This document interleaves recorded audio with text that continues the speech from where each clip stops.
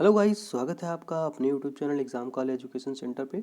और आज हम क्वेश्चन नंबर 151 से स्टार्ट करेंगे, क्योंकि हम लास्ट वीडियोस में 150 तक क्वेश्चंस को डिस्कस कर चुके थे।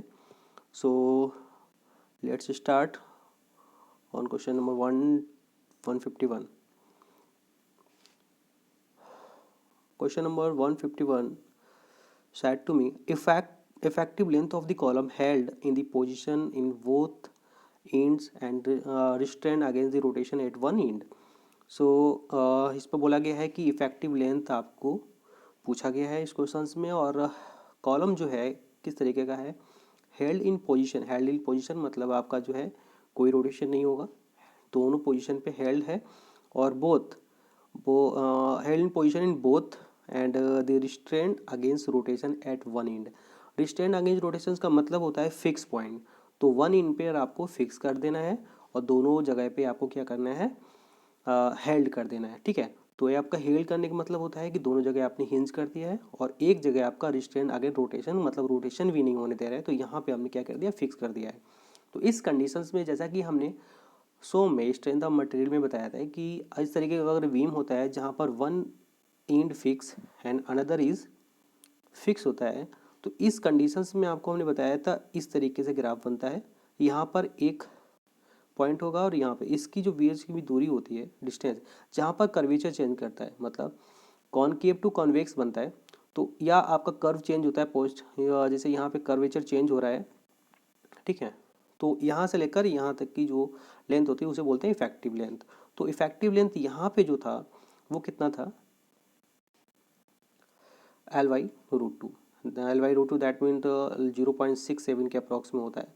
ठीक है, तो इसके हिसाब से अगर ऑप्शंस देखेंगे 6-7, तो आप ये ऑप्शन सही लगाएंगे, बट ये ऑप्शन इसमें गलत है, क्योंकि यहाँ पर इफेक्टिव जो लेंथ पूछा गया है with the reference of steel, तो स्टील स्ट्रक्चर के according according to the IS code 800।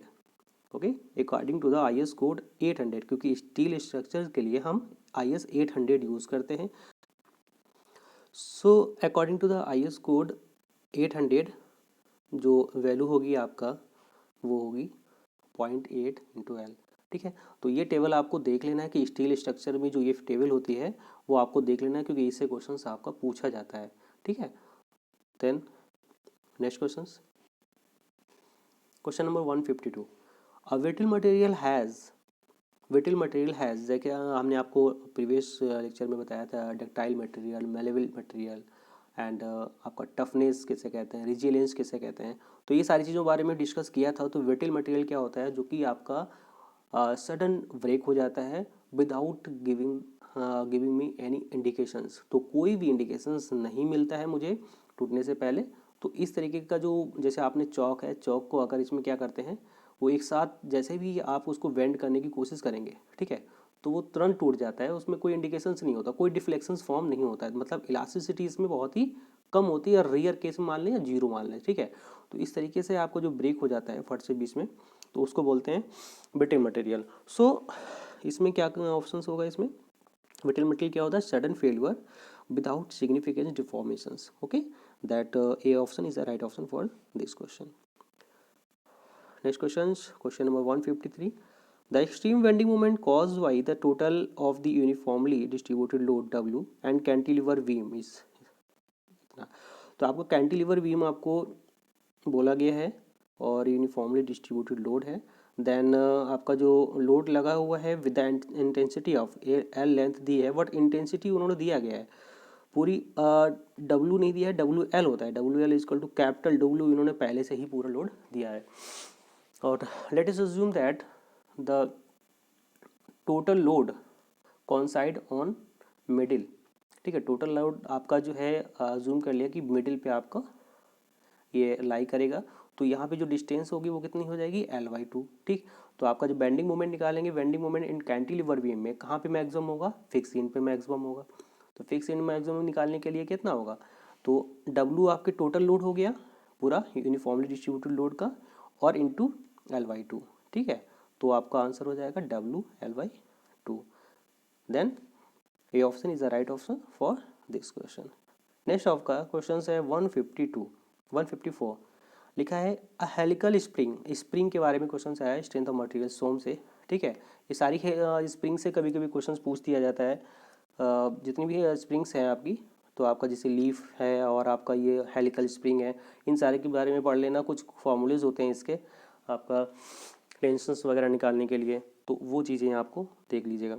तो इसमें जो ऑप्शन है हेलिकल स्प्रिंग ओनली फॉर टॉर्सन्स के लिए होता है, ठीक है, तो टॉर्सन प्रोड्यूस होता है, बेंडिंग और आपका जो है टेंशन और कंप्रेशन प्रोड्यूस नहीं होता है, ठीक।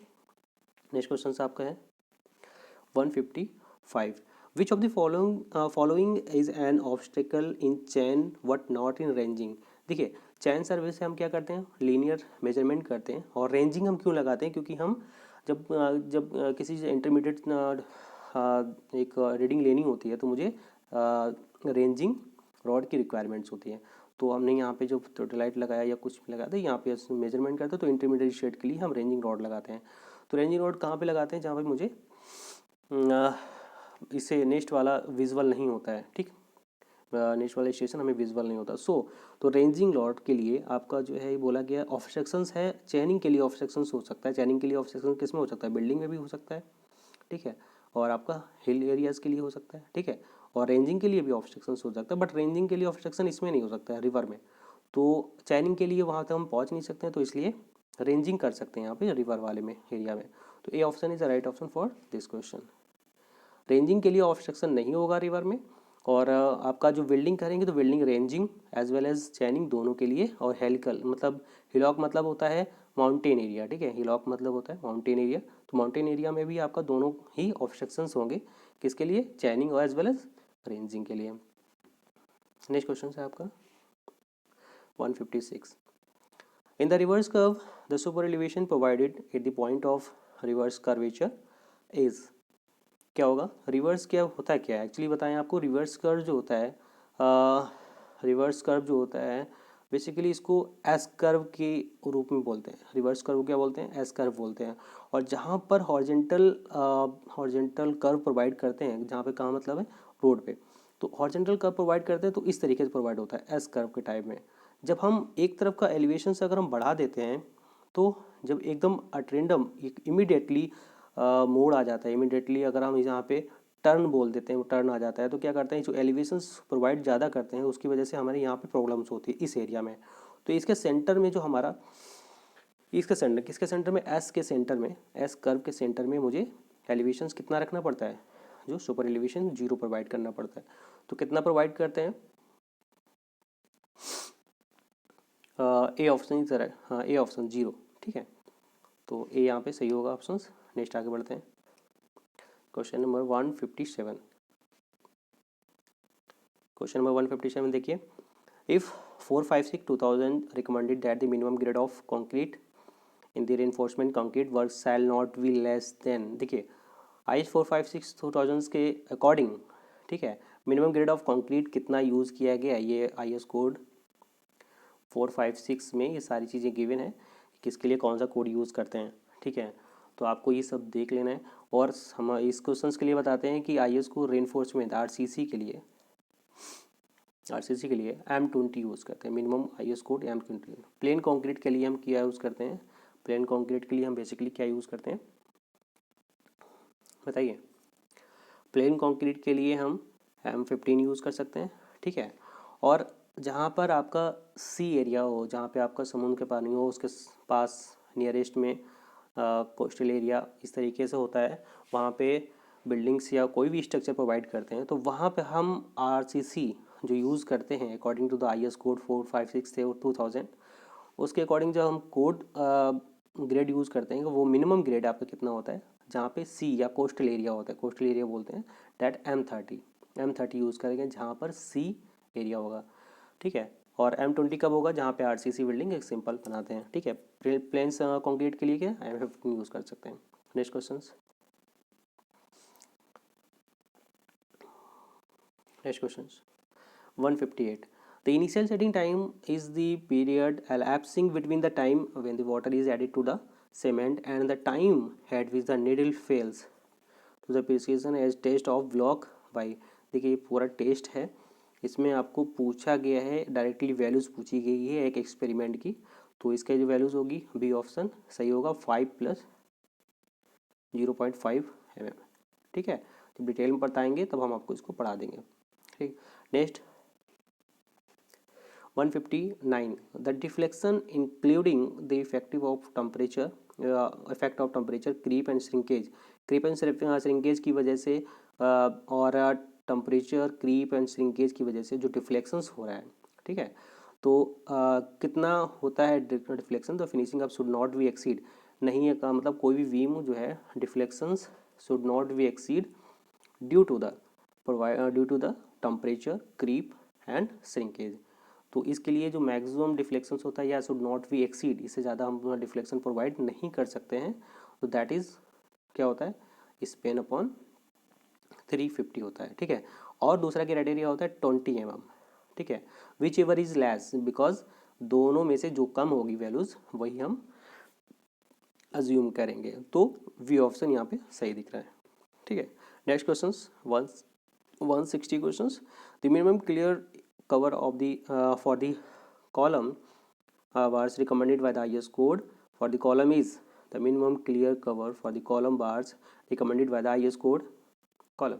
ठीक है, तो मिनिमम क्लियर कवर कितना होता है, एक पूरी टेबल है IS कोड 456 2000 के अकॉर्डिंग पूरी टेबल बनी हुई है। जैसे आपको याद करने का हम तरीका बता दें, ये जैसे बिल्डिंग बनी हुई है, सबसे ऊपर क्या होता है, स्लेब, क्या होता है, स्लेब। फिर आपको क्या प्रोवाइड करते हैं उसमें, बीम। ठीक है, फिर आपका क्या रहता है, कॉलम। ठीक है, और लास्ट में होती है फाउंडेशंस। याद रखिए, ये तो सीरीज आपको पता ही होगी। तो उसके अकॉर्डिंग आपकी जो मिनिमम क्लियर कवर यूज़ करेंगे, सबसे पहले 20 और कॉलम के लिए याद रखिएगा 25। ठीक है, सॉरी बीम के लिए 25 और इसके लिए 40 और इसके लिए मतलब कॉलम के लिए और इसके लिए 50। ठीक है, ये सीरीज याद रखिएगा 20, 25, 40, 50। ठीक है, कैसे, beam sorry slab, beam, column, foundation. Okay, slab, beam, column, foundation. ठीक है, तो ये चार चीज़ें होती हैं और चार चीज़ें याद रखिए सीरियल से 20, 25, 40, 50। तो आपको पूछा क्या गया है, कॉलम के लिए पूछा गया है, तो कॉलम के लिए कितना होगा, 40। Now go to question number 161। What change is the observed in the bending moment and shear force diagram in case of external couples acting at a point of the beam।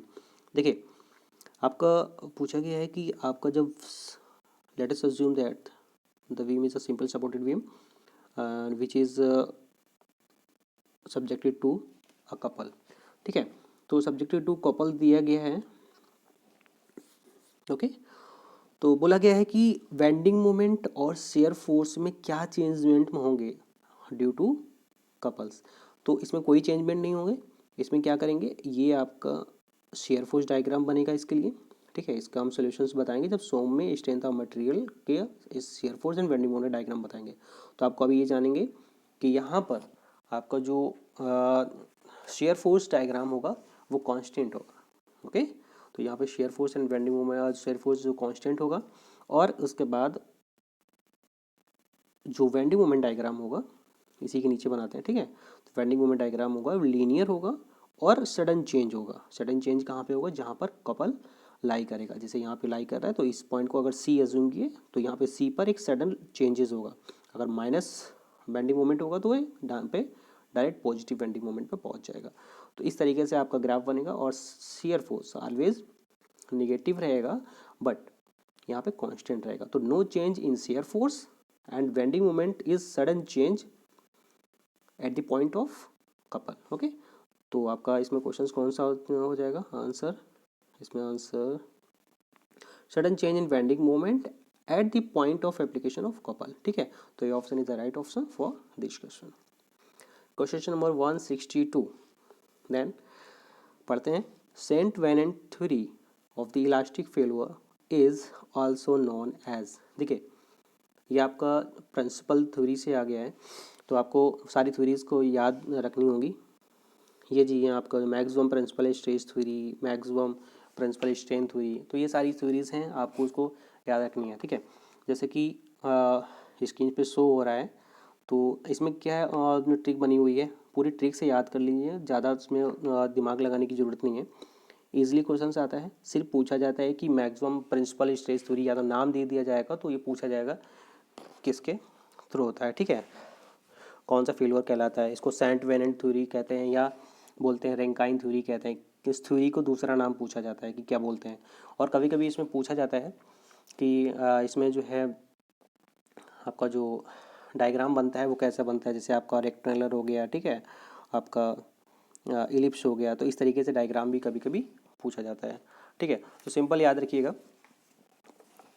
याद रखिए क्या लिखा हुआ है इसमें, RSTHM। देखिए R के बाद आता है S, S के बाद आता है T, RST, ठीक है, और HM याद रखना है आपको, RSTHM। R पहले R आता है, फिर S आता है, फिर T आता है, फिर H आता है, फिर M आता है, ठीक है। तो ये आपको पूरी सीरीज ऐसे इस तरीके से याद रखनी है। इनका मतलब क्या है, ठीक है, मतलब समझ लीजिए।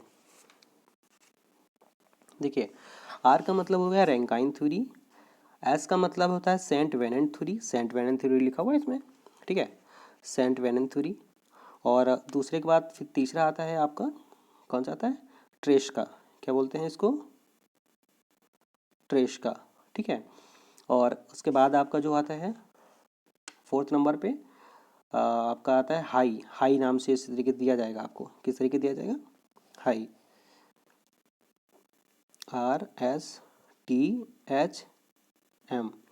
तो यहाँ पे रैंकाइन, सेंट वेनेंट, ठीक है, और आपका तीसरा ट्रेश का, हाई, हाई का स्पेलिंग इस तरीके से लिखा होगा HAIGH, हाई, ठीक है।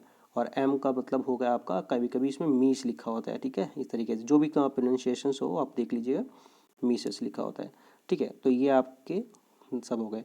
तो RSTHM इसका मतलब हो गया है, सबसे पहले आप देखिए, सबसे पहले होता क्या है, maximum principal stress theory, maximum principal stress theory, तो पहले आता है stress theory, maximum principal stress theory. Stress के बाद क्या आता है, स्ट्रेन आता है, जैसा कि आपको, तो मैक्सिमम प्रिंसिपल स्ट्रेन थ्योरी, ठीक है। देन उसके बाद क्या आता है, स्ट्रेन एनर्जी थ्योरी, तो पहले स्ट्रेस, स्ट्रेन, फिर स्ट्रेन एनर्जी थ्योरी, ठीक है। तो maximum maximum strain energy theory, strain energy theory, ठीक है। उसके बाद नहीं, ये उसके इससे पहले ही आपका आता है आपको मैक्सिमम शियर स्ट्रेस थ्योरी। तो आपको पहले स्ट्रेस, स्ट्रेन और शियर कहाँ गया, शियर स्ट्रेस थ्योरी, तो आपका मैक्सिमम शियर स्ट्रेस थ्योरी, फिर आपका स्ट्रेस एनर्जी थ्योरी, ठीक है। और इसके बाद लास्ट में आता है maximum shear strain energy theory. तो जैसा कि आपके टेबल में शो हो रहा है, आप इसको याद कर लीजिए किसी भी तरीके से, और उसके बाद आपका दिख जाएगा। इसमें आपका थर्ड नंबर नहीं दिख रहा, थर्ड नंबर आपका दूसरी है, उसमें थर्ड नंबर पे लिखा है मैक्सिमम शियर स्ट्रेस थ्योरी, क्या लिखा हुआ है, मैक्सिमम शियर स्ट्रेस थ्योरी, आपको सुन रहे होगा, आप स्क्रीनशॉट ले लीजिए, उसमें तीसरा नंबर और डाल दीजिए, maximum strain energy theory 1, 2, 4 and 5 दिख रहा है, तो इसमें दिख दीजिए 1, 2 और तीसरा नंबर पे लिखिए मैक्सिमम शियर स्ट्रेस थ्योरी, जो कि आपका ट्रेस का, ठीक है, ट्रेस का थ्योरी भी कहलाता है, कॉलम्स थ्योरी, ट्रेस का गैस कॉलम्स थ्योरी। तो ये तरीके याद रख लीजिएगा, ठीक है। ट्रिक्स बताइए, और आपको जब डिटेल सोम पढ़ाएंगे तो आपको क्लियरली कर देंगे, ठीक है। आप ये भी याद रख लीजिए। तो इसमें भी तो है सेंट वेनेंट थ्योरी, देखिए जैसे आपने बताया कि पहले स्ट्रेस आता है, फिर स्ट्रेन आता है, ठीक है। तो आपका पहले आता है, कहाँ से स्टार्ट था, RST, तो दूसरे पाया गया, ठीक है। पहले में आपका था स्ट्रेस, फिर स्ट्रेन, तो स्ट्रेन वाला जहाँ पे होगा वही ऑप्शन हो जाएगा इसका। तो maximum principal strain energy theory, ठीक है, होगा स्ट्रेन वाला, B option is right option for this question, ठीक है। 163, the deformation of the bar under the own weight is equal to the, देखिए डिफॉर्मेशंस पूछा गया है अंडर द ओन वेट, तो डिफॉर्मेशंस आपका क्या होगा, under the own weight equal to W, इसका डब्लू आपका कोई भी बीम है, ठीक है, ये आपका हैंग कर रहा है, और सेल्फ वेट से ये अपने डब्लू सेल्फ वेट से ये हैंगिंग है, तो इसके हिसाब से जो डिफॉर्मेशंस होगा, ठीक है, तो वो क्या होगा, WLY लेकिन यहाँ पे 2 टाइम होगा, इस सेल्फ वेट का है। और अगर आपका सेल्फ वेट ना होगा उतना ही वेट, आपको उसका सेल्फ वेट ना हो और वो क्या करे, वो एक अलग से हम सब्जेक्ट टू और लोड लगाएंगे किसके बराबर, सेल्फ वेट के बराबर एक हम वेट लगा देते हैं उसमें, तो उसके लिए जो डिफ्लेक्शन का फॉर्मूला होता है WL/AE होता है। ठीक है, कैसे होता है ये हम बस डिटेल में पढ़ेंगे तो बताएंगे, तो बस याद रखने का सेल्फ वेट के लिए फॉर्मूला ये होता है। और आपका जब हम लोड लगाते हैं W, तो अभी ये हमारा फॉर्मूला ये होता है। तो क्या लिखा है इसमें, बोला गया है कि the deformation of the bar under the own weight की वजह से half of the deformation of the bar, जो ऑन वेट है वो हाफ है deformation of bar under the axial load equal to the weight of the load. बिल्कुल सही है। ठीक, ये ऑप्शन इज राइट ऑप्शन, आगे पढ़ने की जरूरत नहीं है। Question number 164, water cement ratio. Water cement ratio क्या होता है बताइए। Water cement ratio, the ratio of volume of the water mixed in concrete to the volume of the cement use. पहले ही ऑप्शन सी सही है। तो क्या होता है, the ratio of volume of water use, volume of water use to the volume of cement, volume of cement use. तो ये वॉल्यूम का रेशियो होता है, that is called water cement ratio. A option is right option for this question. So guys विदा लेते हैं और अगले नेक्स्ट वीडियो में आपको मिलते हैं नेक्स्ट पार्ट के साथ। Thank you so much, all the best.